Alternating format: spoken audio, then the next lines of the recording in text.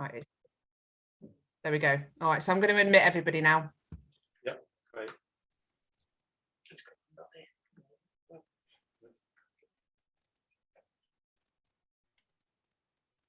Good morning, everybody. Thanks for coming along to our session today. Our 97th Live Learn Lunch since we began just at the start of lockdown. We're really pleased to see how many people are coming along to join us today. For those of you that are regular joiners, you'll notice that I'm not Helen today, although she's got the lovely picture there. So it's Emma, I'm Helen's colleague, and we work together with the IEP Learning and Development department. So we're going to give a little bit of time for some more people to join. I can see lots of people in the waiting room coming in, and you'll see on your screen in front of you just some guidelines for today in terms of how we plan to run the session. The session is recorded. We ask that the chat function is predominantly what's used for you to communicate with us and our presenters today. So any questions you have at any time, you can pop those in the chat function and I'll pick those up as we go along.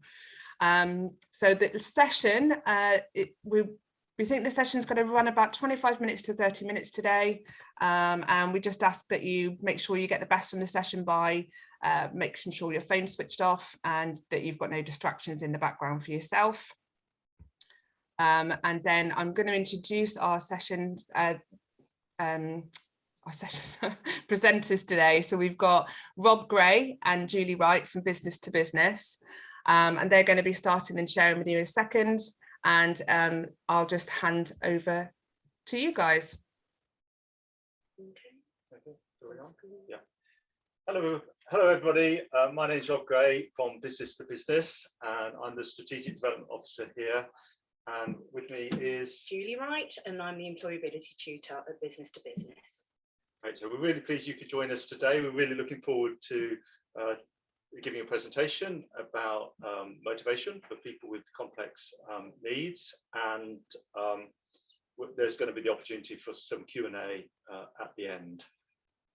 Okay, so are you ready, Julie? Shall we? Yeah. Yeah. So we'll just share the presentation with you.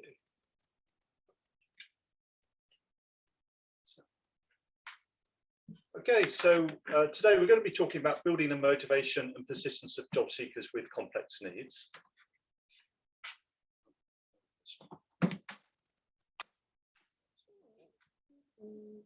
Isn't it working? Sorry, technical difficulties, guys. It's not moving forward. There we go. There we go. Okay, so we all encounter participants who don't appear to be interested in finding work, and there can be an awful lot behind that. Lots of reasons why a participant appears to be demotivated, but we all do know that lack of motivation can certainly derail progress towards employment. There are many theories about what drives motivation, and what we thought would be useful is to derive 13 top tips for employment coaches from some of the most widely accepted theories of motivation that are out there. It's particularly important to consider motivation when supporting people with complex needs. People with complex needs face multiple barriers, and if they believe even one of those barriers is insurmountable, that can dramatically lower their motivation to look for work at all. And you may not be aware of all the barriers that they have, and they may not be describing them to you, but there may be a barrier out there they think is insurmountable you don't know about, and that's what's destroying their motivation. Even if they believe they can overcome all of their barriers, the totality of that challenge can seem very daunting if they've got multiple barriers. So it could simply be that they lack motivation because they've just got a huge number of barriers to get through, and they don't believe that they can do it. And also, people with complex needs are more likely to have had little experience or sometimes disappointing experiences of work, and they therefore may question the value of getting a job. They may think of work as something that is negative for them, and that also might destroy their motivation. And one of the theories looks at that in quite a lot of detail, and that'll be quite interesting to look at today. Okay. Well, motivation, it can be defined as the willingness to act in the service of a goal. So that's the standard definition of motivation. And of course, it plays out in all spheres, and practitioners of all types face the challenge of trying to foster more versus less motivation in the people that they're helping. So motivation is a key issue for doctors, nurses, teachers, social workers, and of course, employability coaches. These motivational theories are considered in all of those sectors and relevant to all of them. So if you find yourself talking to practitioners in other sectors, you may well find that what we're going to cover today is very familiar to them too.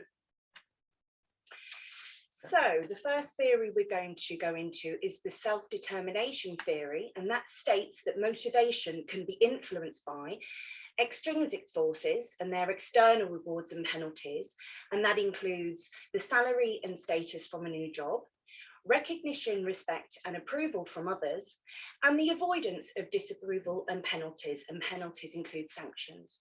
And then you have intrinsic forces, and these are internal drives, such as the aspirations. So to be better and eventually fully competent, to gain confidence, to satisfy our curiosity, and to do what we believe is the right thing to do. So extrinsic forces are not considered to be the best form of motivation, and intrinsic forces are actually more powerful than extrinsic. So top tip number 1. Make the most of extrinsic motivation by drawing attention to all the external rewards associated with getting jobs. So these include drawing attention to the starting salary for the job, undertaking a better off in work calculation, describing the possibilities of future pay and career progress, asking the participant if their family and friends will be pleased for them if they got the job, and also describing the wider benefits of work. For example, meeting people, being recognised as contributing to the community. And top tip number 2, external rewards from job acquisition can seem a distant prospect for participants who face a long journey to employment. Therefore, seize opportunities to build extrinsic rewards throughout the customer journey. And this can be through giving praise when reviewing progress and sharing that progress made with the participants' JCP job coach so they can praise them too. And also establish a framework of success criteria that can be celebrated upon achievement, and using group work to provide opportunities for participants to recognise each other's progress.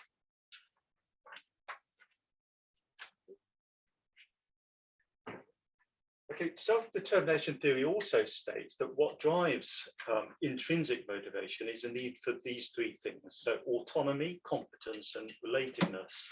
So autonomy is about being in control of our lives and being able to make choices for ourselves. And that's really important for people. They'll be more intrinsically motivated if they feel that they're in control. Competence is about being able to do things well and having the skills we need to deal with the environment that we find ourselves in. And so if somebody feels that they're competent, they'll be more motivated. And relatedness is simply being able to have close relationships with others. And that's important for us. We're all social beings, and therefore we all seek to have a relationship with the people around us. And that's very motivating as well. So if we can make the most of these 3 components, we're likely to be able to build intrinsic motivation. So top tip number 3 is to draw out how the acquisition of job search and application skills fulfills the need for competence, autonomy, and relatedness. Now, it's quite difficult to think, well, how do we do that? But 3 things that we suggest are that you could ask participants, would you like to develop your job search skills so that you would find it easy to apply for any job that interests you? And the chances are the job seeker will say, yes, I would like to develop my job search skills to that extent, because that relates to their competency. And then that will intrinsically motivate them. The second suggestion we make is you could ask your participant, would you like to join the employability skills course so that you can find jobs, choose between them, apply for them without much assistance from me? And that relates to their autonomy. So therefore, you're suggesting to the job seeker that they can become more autonomous if they take part in the employability skills course. And the chances are they would like to do that. And then finally, in relation to the relatedness component, you could ask your participant, would you enjoy getting to know other people on the employability skills course and work with them and support them as they support you to look for work? And the chances are people would be interested in doing that. Okay, top tip number 4 is to design tasks that they undertake as part of their program so that they trigger intrinsic motivations. And that can be achieved through making the tasks engaging, building in stepping stones to give participants small objectives to aim at and to gain satisfaction from achieving. Because one of the intrinsic motivators is to be satisfied at having done a job well, or gaining internal satisfaction from achieving something. So you can see how building in those stepping stones which enable objectives to be achieved would satisfy that wish to gain satisfaction from completing something well.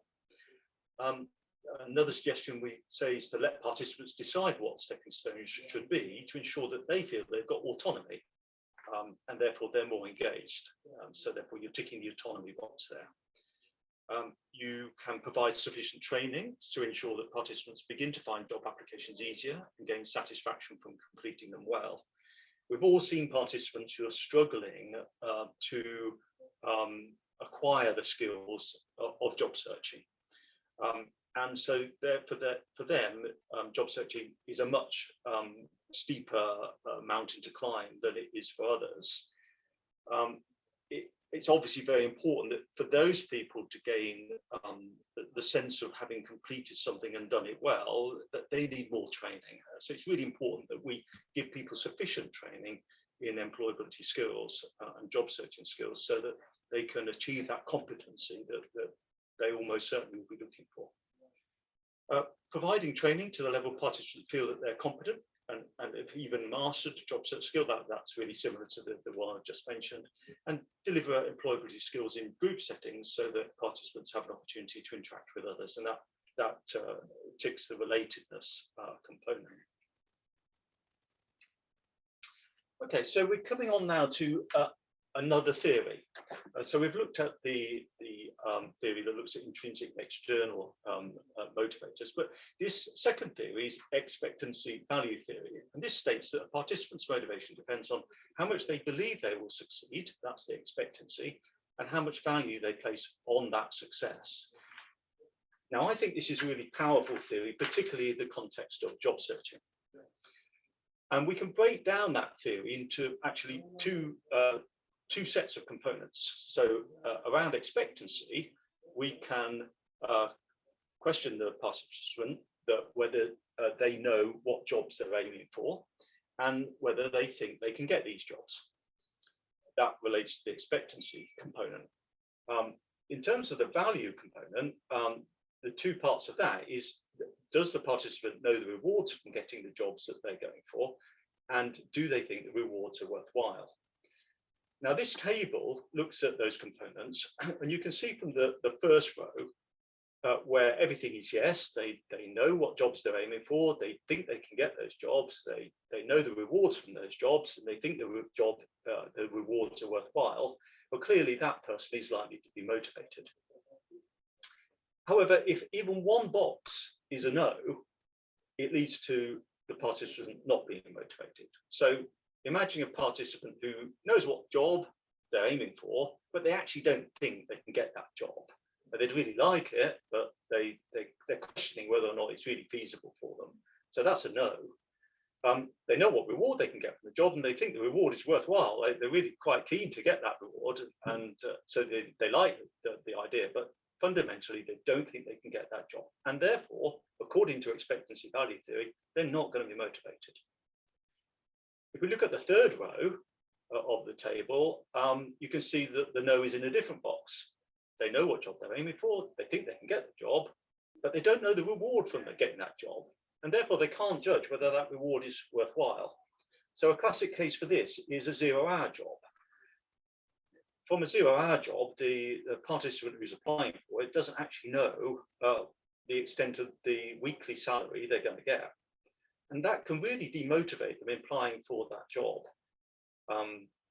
Other jobs at the other end of the spectrum, professional jobs, can sometimes not state the salary, and therefore that too can leave a big question mark for somebody as to whether or not it's worthwhile applying, because they really don't know what the reward is going to be. And then finally, this really interesting row, the bottom row, the fourth row, is where the participant knows what jobs they're aiming for. They think they can get the job. They know what the reward is, but they're questioning whether that reward is worthwhile.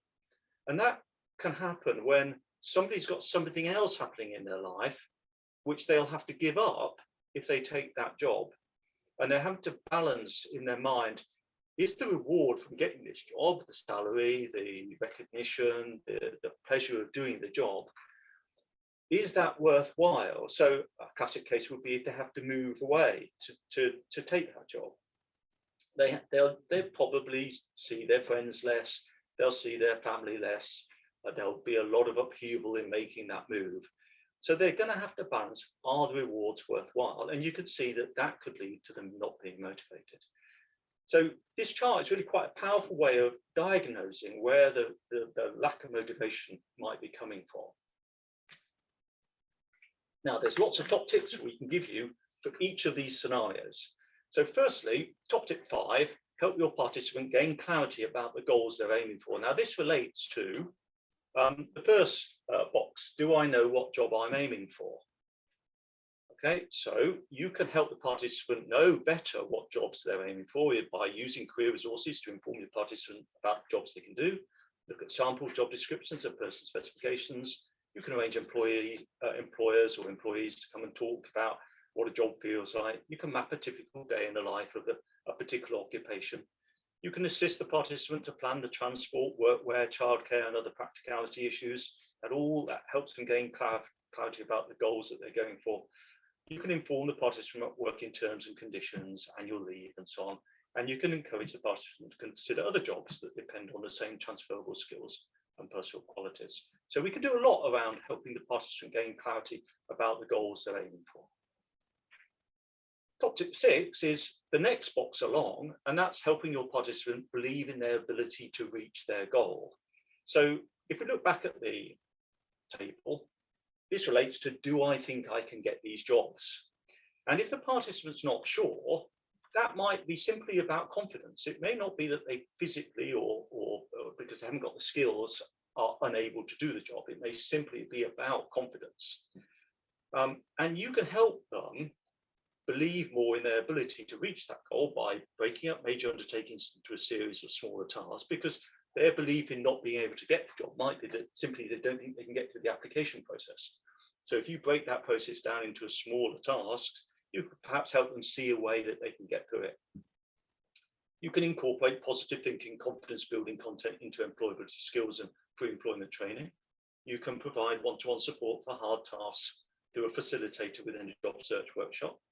You can use jobs boards to display vacancies, employer talks, workplace tours, to reassure participants that there are jobs available in that sphere of work and that people like them get those jobs.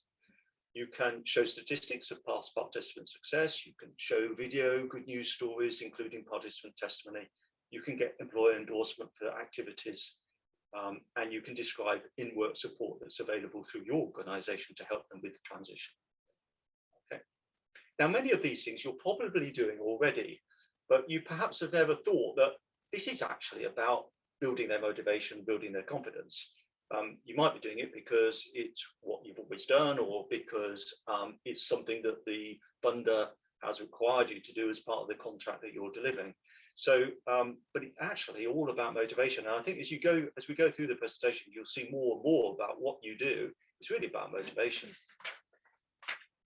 Top tip 7 then relates to the third box in the chart. So this is where you build your participants' awareness of the rewards they'll get from achieving the goal. So this relates to, if we go back into the presentation, to this third box here where it says, do I know the rewards from getting these jobs? So to address that, we can provide information on the in-work benefits and undertake benefits in work, a better off calculation.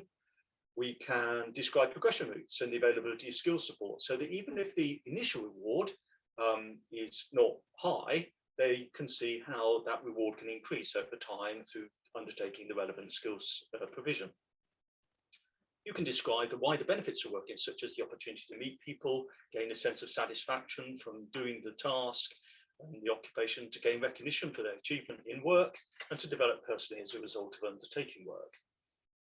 And then finally, you could describe the ABC approach, the getting an any job to begin with, getting a better job after that, and finally building a career through the job progression that they undertake. Explaining that it's easier once you've worked to get a job, once you've got a job, and it's easier to get better work once you've started in some type of work. Okay, so that helps build the awareness of the rewards they can get from a job. And then top tips 8 relates to the fourth row, which is checking that your participant thinks that the rewards will be worth the effort. Okay, so this is about whether they think that the reward is of sufficient value. And this can be done through establishing a working relationship that encourages your participant to be really honest about their feelings about particular job opportunities. To begin with, your participant, when they don't know you very well, is likely to nod their head when you say, would you like this job? They're not likely to really reveal what they feel about that job. But after a while, as you build trust with your participant, you encourage them to be honest about how they feel about things. Hopefully, they will actually say how they feel about it, because there's little point in a participant being encouraged to do a job that they're not motivated to doing. They'll put in a poor application. They may not even put in an application at all. They may put an application in, they may not turn up at the interview.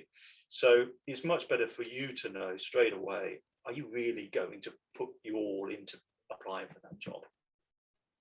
Sometimes when a participant says, I'm not sure whether I really think the reward is worth the effort, sometimes they're not very clear about why that is. You need to drill down by asking, well, why do you feel that it's not worth the effort? And then they might give an answer which doesn't really fully resolve that. You need to ask, well, why do you say that? And keep asking why until you get to the nubbin of why the participant really feels that the reward's not worth the effort.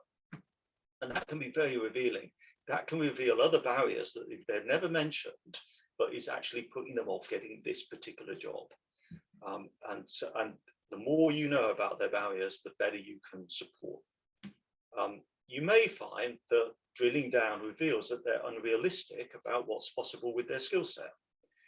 In which case, they may need to take a job at this point that's minimum wage, but you can reassure them that the minimum wage is set at a reasonable standard, so a reasonable standard of living can be afforded.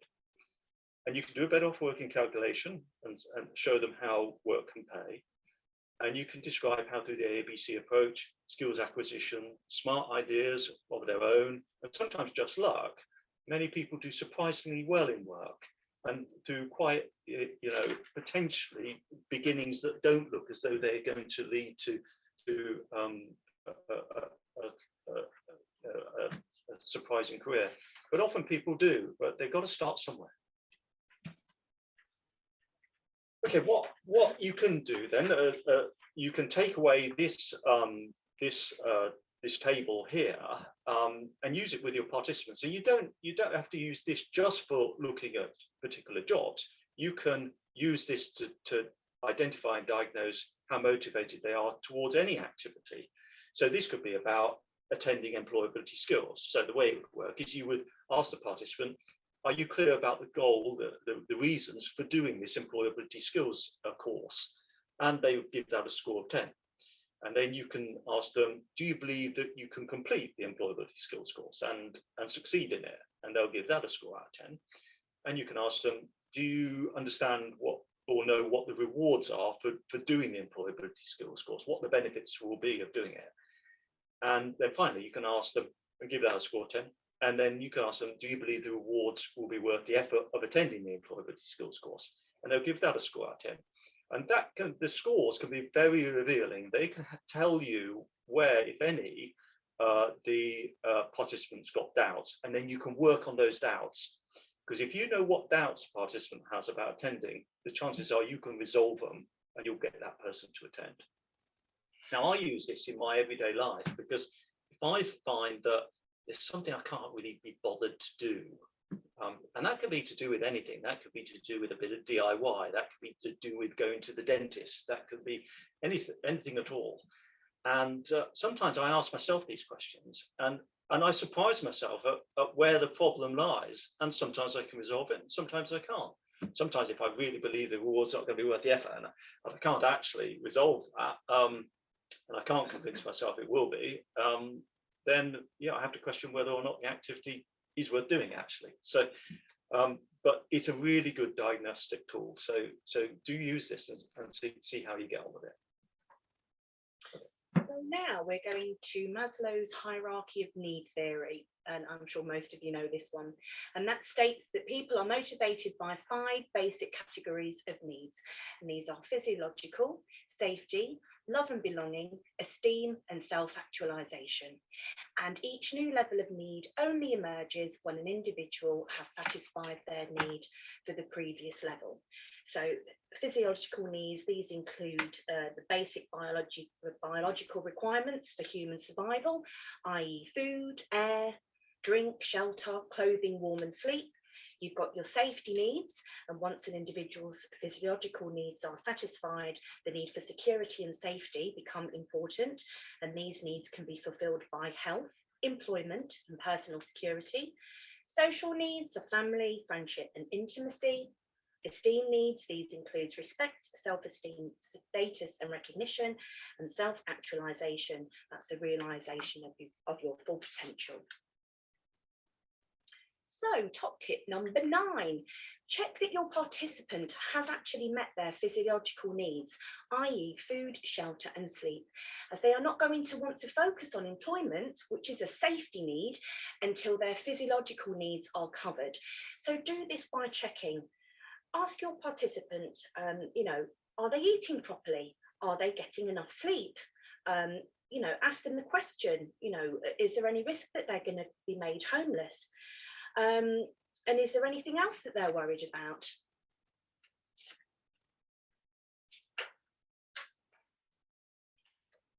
Okay, so the next theory we're going to look at is the Loch and Latham's goal setting theory, which sees goals as determinants of behaviour and states the nature of goals will impact the participants' motivation to achieve them.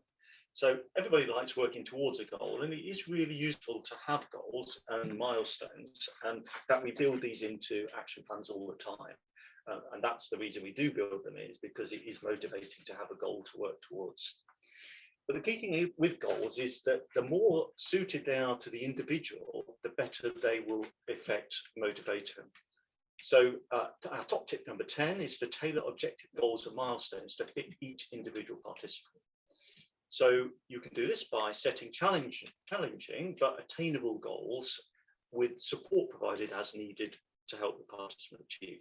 Goals are too easy or too difficult or unrealistic won't motivate the participant at all. So it's very important to get the goal right for the participant you've got in mind. Set the goals of group activities, again, to fit the individuals within the group. So tailor the goals for the individuals you see in the room at that particular time. Set goals that are specific to the participant, so the participant knows exactly what they're aiming at and what achievement looks like. So when describing the goal, help the participants see what that really means to them as a person. Set goals that are measurable, so the participant can measure their progress to the goal as they're making their way towards it. And ask your participant on a scale of 1 to 10 how committed they are to achieving that goal.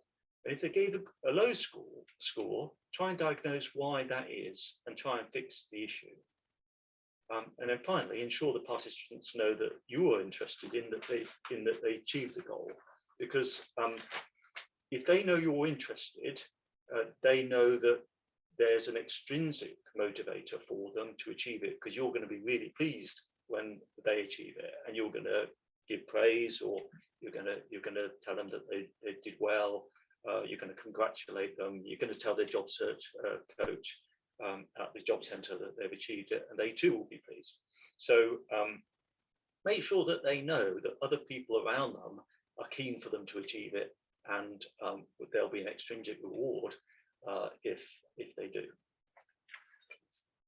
And then the Hawthorne Effect, which is a related theory, states that people are more productive when they know that their work's being measured and studied, and that people need recognition for a job well done and reassurance that their opinion matters. So this is very closely related to the previous theory, but I wanted to put it in just in case people came across it. And our top tips relating to that are building opportunities to monitor and recognize progress. So have regular reviews as people are working towards action plan goals. And top tip 12 is during reviews, even if the sensible next steps are obvious to you as the coach, take time to consult the participant on what they feel their next steps should be so that they feel their opinion matters. Now, this relates not just to the Hawthorne Effect, which says that reassurance that their opinion matters is important, but it also relates to what we said really early in the presentation around autonomy, that they're in control. And a helpful way of giving somebody autonomy is to help them feel that their opinion matters, so they feel that they've got some influence on the process. Okay, now we're coming to the trans-theoretical model, which proposes that the process of behavior change involves a series of 5 stages. And this is sometimes called the stages of change model, or other people, when they're talking about the process, call it motivational interviewing. And it involves 5 stages: pre-contemplation, contemplation, preparation, action, and maintenance. So through these stages, people work towards either changing their behavior or, in the case of motivation, becoming very well motivated. So if we look at each stage, at the pre-contemplation stage, an individual may be aware or may not be aware of a problem and has no thought of changing their behavior.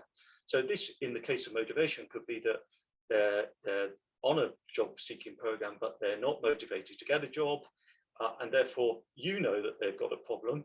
They may not be aware that that is a problem, and in the pre-contemplation stage, you're helping them understand that that's a problem and it's got consequences for them. It's got short-term consequences in that if they're on a program that sanctions, if they don't do what they're required to do, then that's obviously a major problem. But later on in life, there are consequences if people don't find work.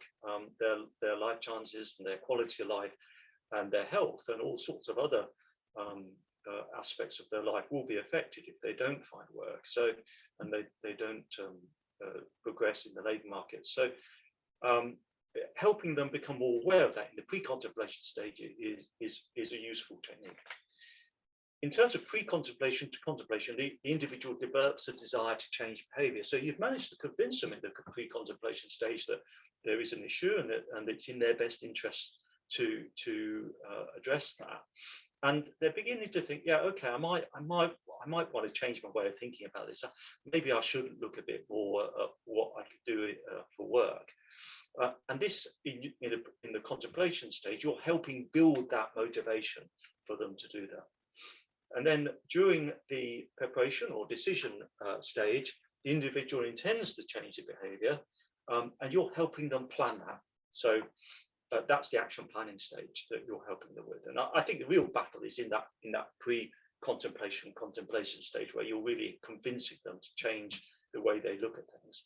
And then the next steps, the preparation stage, where you do the action plan, and then the action or active change stage, where you're supporting them with that action plan and they're exhibiting that new behavior consistently or exhibiting more motivation consistently. That's much more straightforward. And then finally, the person enters the maintenance stage, where the new behavior becomes quite habitual, and they just need to just reflect on it now and again, and just if that motivation slips a bit, they just need to remind themselves why they're doing this. So they're the 5 stages. Now there are training courses for this that people can do, and they tend to be 2 or 3 day training courses. It's quite in-depth training before somebody becomes very competent to deliver motivational interviewing, but it can be a very powerful technique, particularly with people who have got no intention to look for work and multiple barriers. It's been used actually in many healthcare settings for people who want to give up smoking, for people who want to move away from substance abuse, and in other settings as well, where motivation really has a huge role to play in helping somebody move on and adopt more helpful behaviours and attitudes. Okay, so top tip 13 that we suggest to you might be that stage-specific approaches may be helpful when working with participants that have either no intention of seeking employment or only have an embryonic desire to begin seeking employment. So now we come on to persistence. So persistence can be defined as keeping at a task and finishing it, despite the obstacles or the effort involved. And persistence is greatly affected by self-control. For example, the ability to control one's thoughts and actions in response to stimuli. Example, the ability to switch off the telly to complete a job application. And research undertaken in Denmark in 2014 indicates that self-control has an even greater effect on job search intensity than levels of motivation. So, top tip number 14, encourage participants to proactively self-control. And you can do this by recommending participants set aside an area at home to undertake job search away from other distractions like the TV or magazines. Ensure the participant has all the resources and equipment they need so the participant doesn't get unnecessarily stuck or distracted looking for things like paper, stationery, web addresses, exemplar CVs, job applications and interview answers. And you could also ask participants to identify certain hours every day for job search and ask them to self-monitor whether they are sticking to this routine. Build up the hours per day over a few weeks, and if the participant is unlikely to cope with several hours at a day at the outset. Help the participants plan what they are going to do in each job search session and use inspirational quotations such as quote by Thomas Jefferson, "I'm a great believer in luck and I find the harder I work, the more I have of it." Or the quote by George Burnham, "I can't do it has never accomplished anything, but I will try has performed wonders." And suggest that the participants build in small rewards when they start each day. For example, a boiled sweet or whatever they fancy when they first sit down at their table.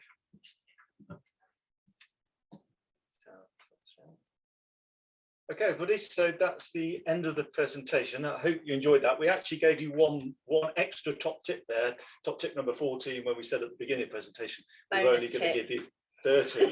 So I hope you feel we're not charging you for it. It's okay. Value from our presentation.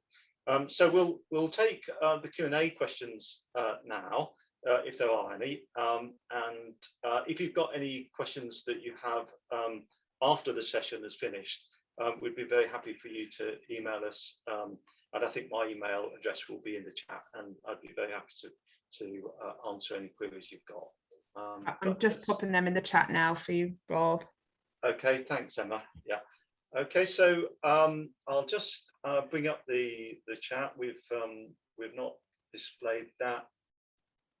Okay, so. Yeah, so if anybody wants to pop in a Q&A question to us, we'd be very happy to answer any.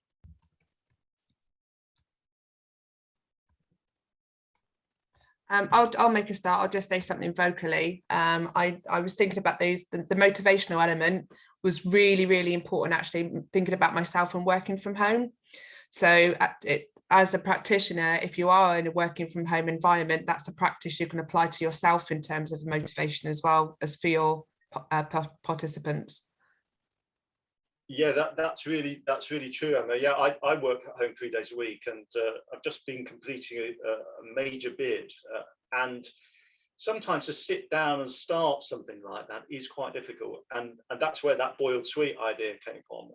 I've got a bag of boiled sweets in my desk drawer, and I treat myself to one when I first sit down of a morning, and it gets me to my table, because we all find it difficult to leave the telly and get started. So just the presence of those boiled sweets in my drawer has probably made a huge difference in recent weeks. So yeah, I think we all need to be aware of our level of motivation, and I find expectancy value theory, that little table there, really useful in diagnosing why I don't feel motivated at times. Yeah, and yeah, that's very true. I wondered if it might help everybody on the call to have a think about if you are currently supporting somebody that's struggling with motivation, if you can see something here that you could apply to that and why you think it would work. So I'll give people a chance, because obviously they're typing in, or if anybody wants to hit the reaction button, put their hand up, and we're happy to unmute you if you'd like to talk about it instead.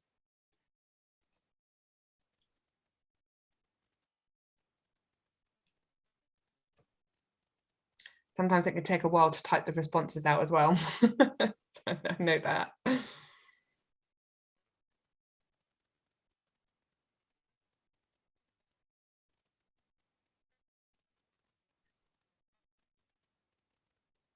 Okay, and I'm not sure if there's anyone who's going to want to kind of contribute. I can say myself that I find it really, really interesting, the whole session. I thoroughly enjoyed the theories and the methods that you've provided to help motivate participants. So it looks like, oh, there you go. So we have got Debs Pearson, who has said, I work with young people, many of which are demotivated post-COVID and struggle to leave their bedrooms. Any tips for them? Yes, yeah. I was looking at the DWP DPS2, and one of the job centre districts is about to commission some support for people who've got post-COVID anxiety about returning to living their lives as they used to. So I think this is a major issue at the moment. Demotivation and anxiety about living lives normally again. I think it's really important to talk with people and diagnose where that motivational issue is. Using the expectancy value theory table might be useful with some of these young people.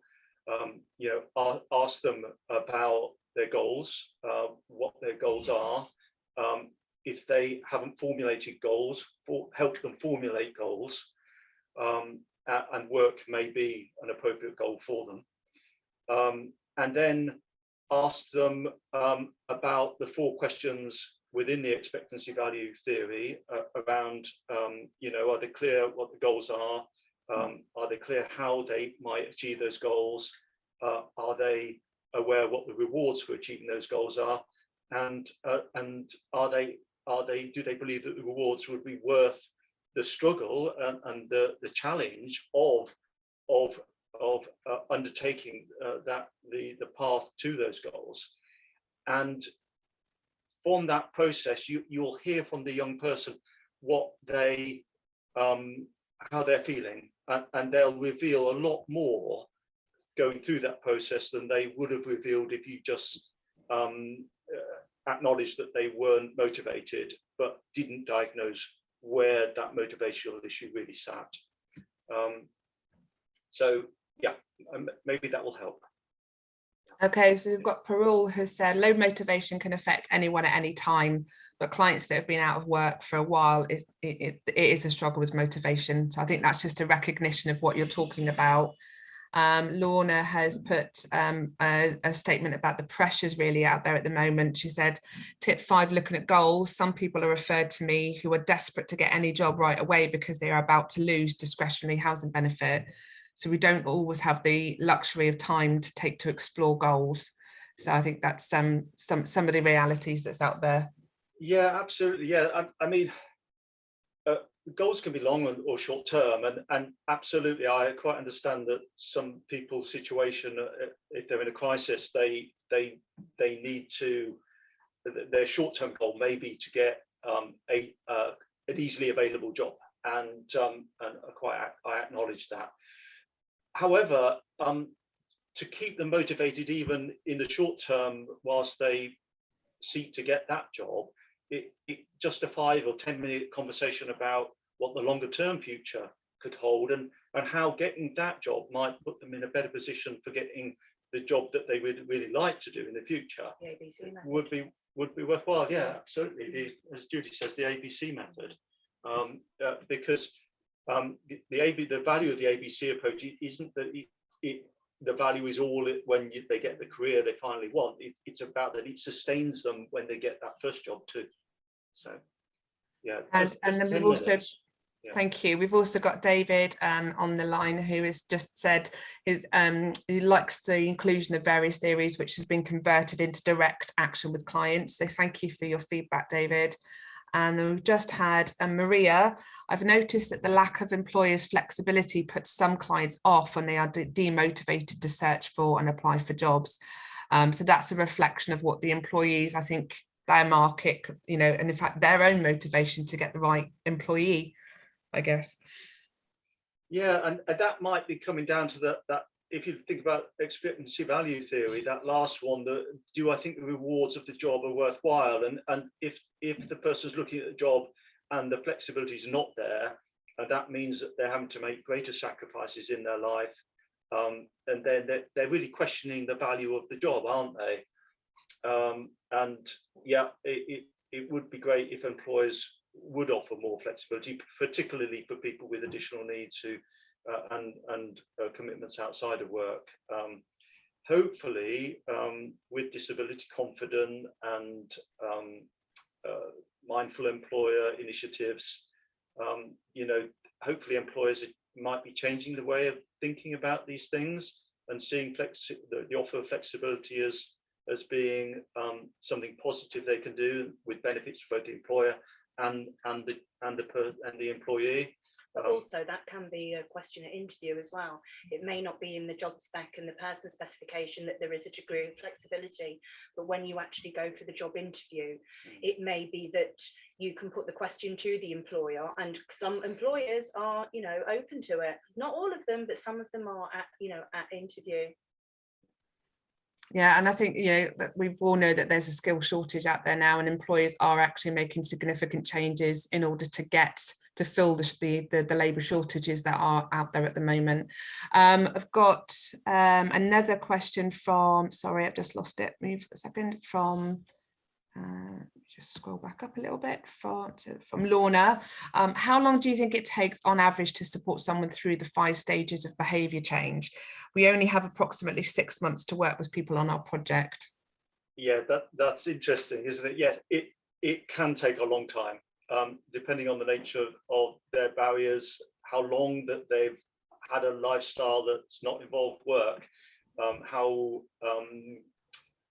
much they value their current way of life, and their willingness to change can all affect that. Yes, it can take a long time, but it can be fast. It all depends on whether or not they're convinced by the propositions you can give them about the need to change and the risk of not changing.